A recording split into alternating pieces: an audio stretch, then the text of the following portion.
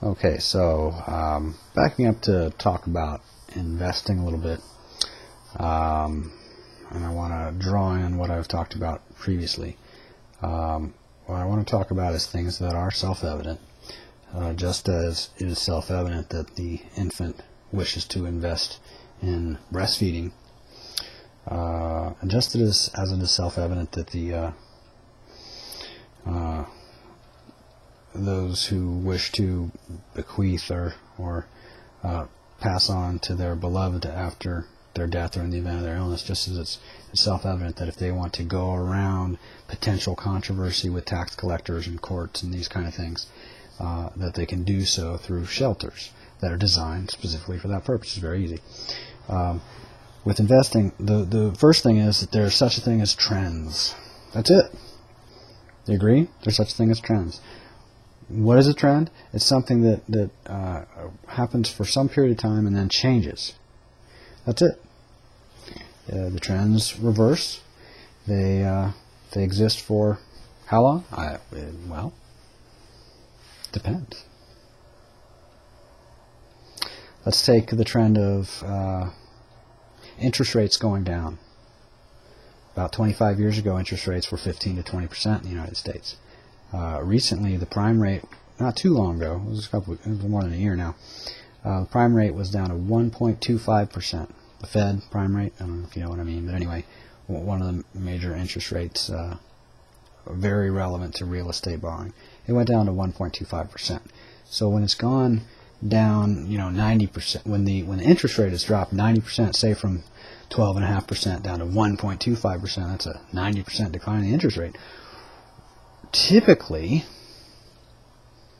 we would expect the interest rate is not going to go to negative 10 or 20 or 30.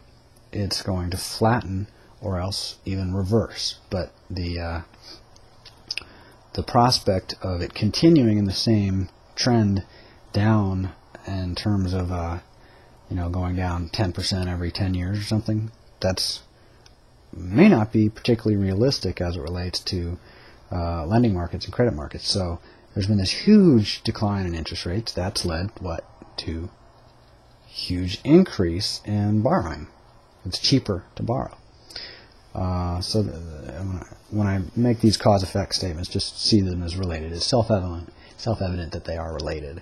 Lower interest rates tend to correspond to people being more inclined to borrow, right? Businesses more inclined to borrow when interest rates are lower. In fact, the reality is that a low interest rate is a reflection of the fact that people are so inclined to borrow. But let's move on. So there's such a thing as trends, and trends change.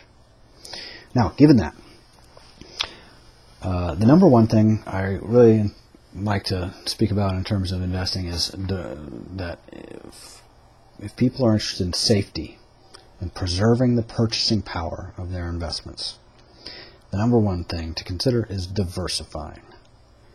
A lot of people I know have half or more of their investments concentrated in a single market. U.S. real estate, very common, even just one property. And another thing is the U.S. stock market. A lot of people put a lot of their assets in just stocks.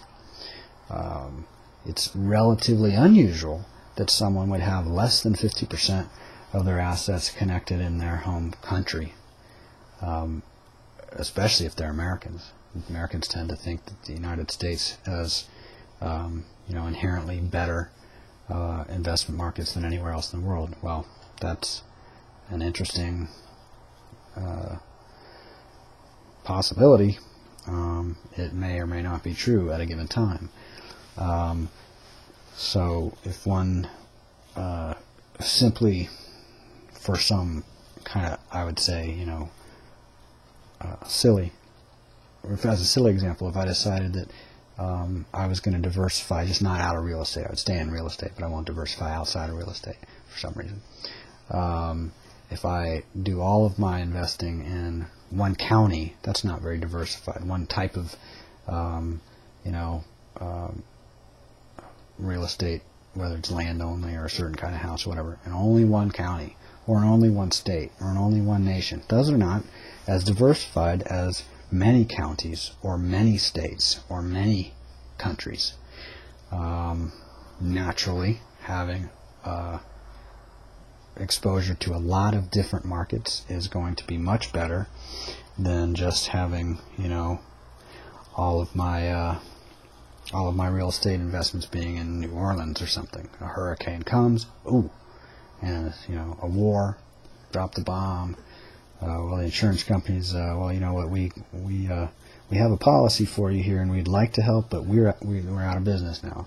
Our insurance company can't help you. The fact is that all these paper insurance things are not nearly as valuable as real tangible assets, and all real tangible assets involve risk. Not only the risk of fire, hurricanes, earthquakes, blah blah blah blah, war, but political risks. Well, war is a political risk, but other political risks, market risks. So the credit market has been shifting for the last 25 years in a particular direction, more or less, and that has changed. And the market that is most exposed to borrowing, most dependent on borrowing in the U.S. is probably real estate.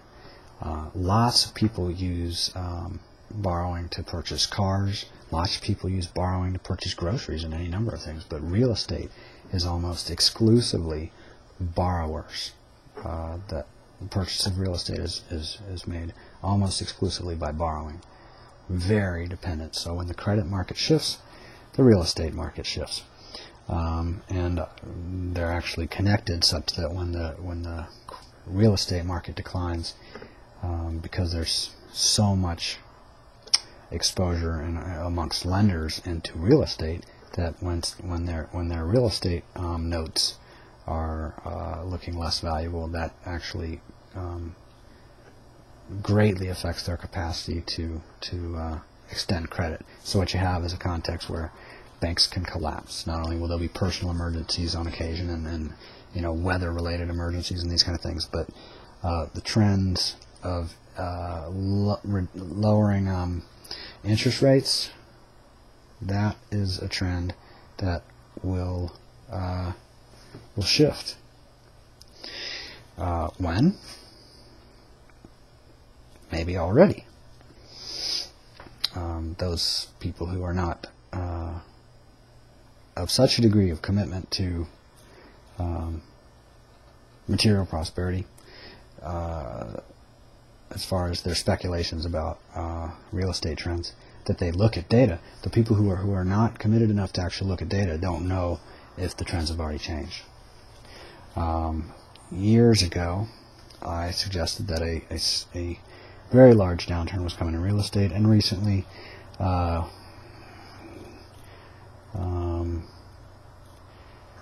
what was it?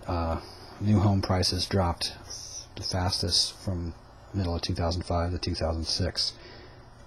Dropped so fast in those years that it was the fastest drops in 35 years so far. That's based primarily on my forecasts of the credit market contracting. When the credit market contracts, real estate is very much going to shift along with that. So not only is it another self-evident piece, is it better to have your emergency line of credit, emergency funds in a credit card that could be, where that credit line can be retracted, can be reversed. Whoops, no credit line anymore. Or that was a little visual joke on the disappearing of credit line. Yeah, they can just disappear. The banks can go out of business. They can rupture. I call that a bankruptcy.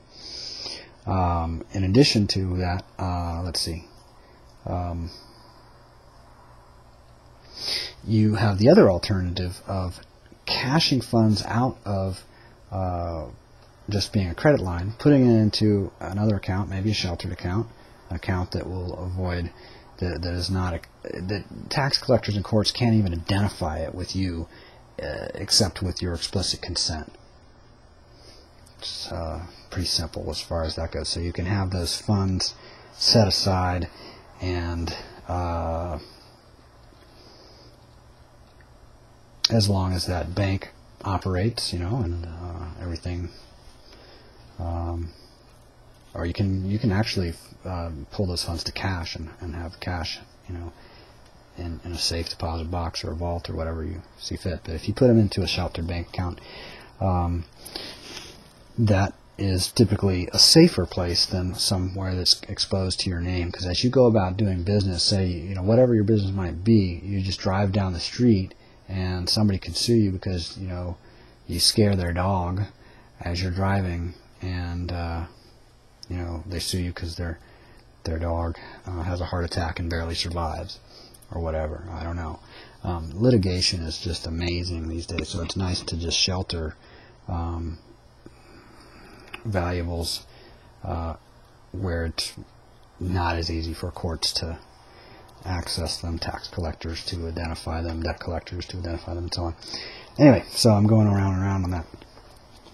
Well, the point is, trends change. They're self-evident things. It's easier to have, if you want to have, reliable access to something, don't have it in your name, don't have it in your Social Security number.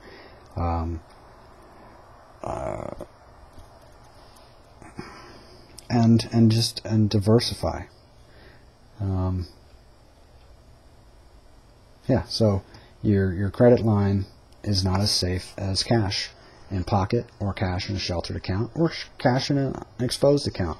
Cash is more reliable than credit. Credit can be retracted. That's the disappearing guy thing. So credit can be retracted. So diversify. Try, or at least consider markets beyond the U.S. Have some commodities: gold, silver, oil, grain, orange juice, whatever it may be. Some bonds of various governments, some currencies of various governments, some stocks of various regions of the world. That's diversifying. Real estate in various regions of the world. This is, yes, this is more relevant for people who are rather well off, but even for folks who are not particularly well off, it's not hard these days to diversify. Not hard at all. And most people are, like I said, almost singularly exposed to stocks or real estate markets in the U.S. Very, very risky choice, knowing that market trends begin and end. And given that most people simply don't monitor market data or forecasting methods, and are surprised when trends shift. So that's the one thing, just for safety, diversify. Of course, the point is of me mentioning this is also to make note that I can assist people in diversifying, as well as getting sheltered accounts and credit interventions and all that. The other thing with investing is, the other point is recognizing that there's something called discounting, where over a period of time a given market may lose volume. Less people are involved in trading that particular commodity or security, financial valuable. And when things are discounted, but then start emerging from that discount, that's some of the best times to make really big profits, is with these markets that are emerging from discounts. If you get into a market when it's already high, a trend's been going for years and years and years, and you really don't know how to forecast, perhaps with real estate or stocks or whatever, if you don't know how to forecast these things, and especially if you're not looking, then eventually you're going to be wrong. Whether it's an 18% one-day loss like in 1987, or and this was in stocks in the U.S., or it was a couple weeks in 2000, the NASDAQ stock exchange dropped 25%. Then you have things like gold and silver fell 30 and 40% in 5 weeks or so in May of 2006 here. Oil just fell over the course of several months. Oil fell about 33%. Fell just like 7% in the last couple of days. This is Friday, November 17th, and the last 2 days it's fallen quite a bit. As you have big shifts in these other markets, there'll be responses, and there'll be like a domino effect, ripple effect. So that's part of how forecasting works. I really don't want to get off into the particular domino effects for the moment. But there are things that have been discounted for a great period of time that can be very profitable to invest in. So let's take the gold example.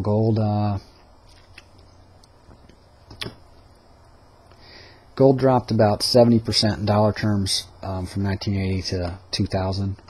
In those 20 years, dropped about 70% in dollar terms. If you include adjusting for inflation, it dropped much more than 70%. But let's just take the 70% figure. If you got into gold when it was just starting to emerge from that 20-year 70% discount, there were some very big gains to be made. If you got into gold just before, in like April or March of 2006 here, just before its really big 30-some% decline in May, well, that wasn't a very good investment for you. To get it when it's just emerging from a long period of discounting, that's something to look for. That's something to be aware of the potential for big gains, hundreds of percent. After it's already gone up for quite a while, well, that's once the mainstream, the people who aren't looking at data, by the time they get into it, they read the magazine covers, and say, oh, wow, gold's up, over the last, say oil is up 600% in the last 7 years. Maybe I should buy some. Well, guess what? Right at the peak of there being, all these people pouring into oil or gold or whatever it may be, stocks, real estate, whatever it is, there's nobody left. There's very few people left to continue that trend. When there's very little capital and very little people and market interest to continue a trend, that means it's probably about over. And that's when oil fell 33% in several months here.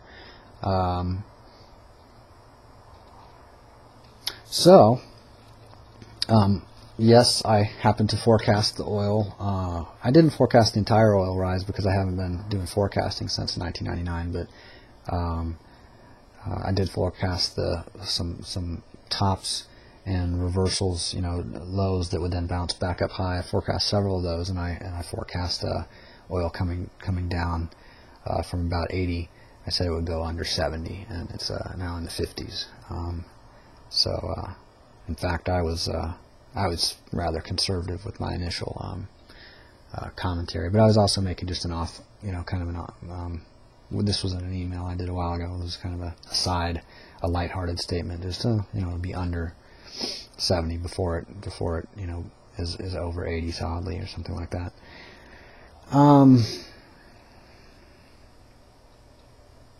So buying markets that have been discounted but are emerging from the discount, that is clearly the way to make big profits.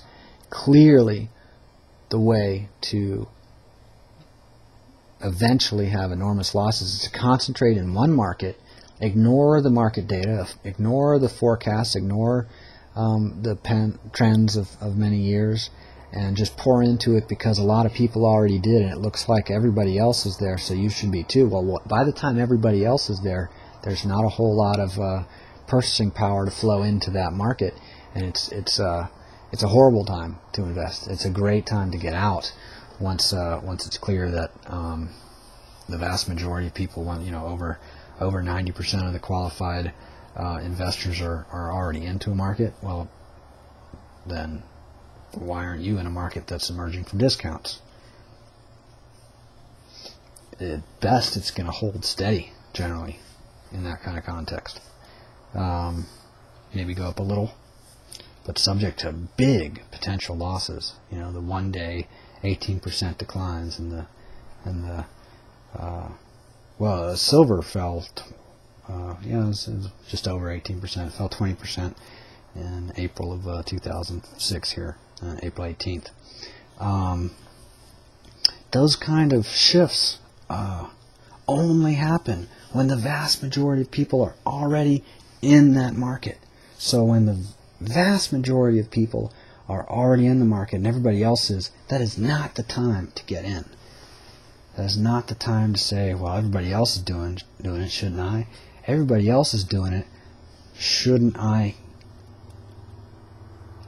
exercise some caution and diversify out of that market, at least reduce my exposure? That's the question I want to pose out there for you, and you can consider it.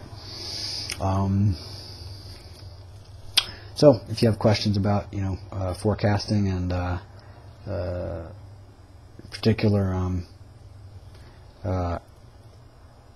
gains available, my first point is that the 10 to 25%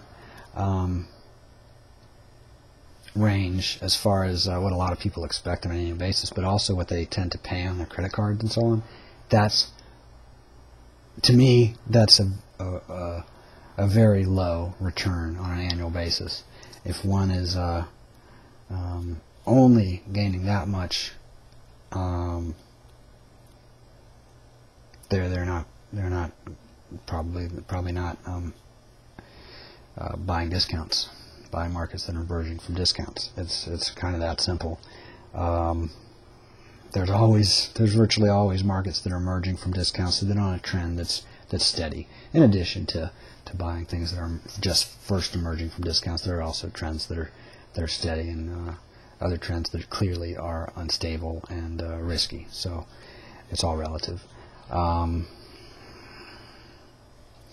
yeah, the 10 to 25% a year gains is if I only made 10 to 25% a year, I would think that would be a reflection of me taking some real high risk trades and not doing too well with them, because low risk conservative investing should do much better than that if one just buys discounts, buys a range of markets that are emerging from discounts. These trades can last for years, they can last for months, they can even last for as little as weeks, or potentially even less, but let's leave it at that. There's lots of markets that are being discounted at any time. One of the big discounts of recent years is people they discounted the dollar, the U.S. dollar. They because there had been inflation, and because of the trend of interest rates going down, and people were aware that it was likely to that it was possible for interest rates to bounce up. Well, it's also possible for interest rates to flatten out. I mentioned the 1.25% Fed rate. It's also possible for the Fed rate to go down to 0.75 or 0.5 and just sit there for a decade. That is possible. And it's also possible for the dollar to gain purchasing power against stocks, real estate, gold, oil, bond, not bonds so much, but any other, just as one currency can gain purchasing power against another currency. So when the Dow Jones Industrial Average dropped, the U.S. stock market index of 30 major companies dropped 18% in one day in 1987, what really happened on another level is that people strongly preferred dollars over stocks by a factor of, like that 18% differential for that one day. Similarly, you could think of it in terms of they strongly preferred bonds over stocks that day. There was a big shift, a big change of trend. They strongly preferred real estate. They strongly preferred most anything. So that's the deal. It's all relative. Trends begin and end. Diversifying is the only safe investment, and the only steady, consistent way to profit is to buy markets that are emerging from discounts. And strangely enough, it's relatively easy in the current day and age with the internet and so forth, and easy access to information, and just amazing computing powers and so forth.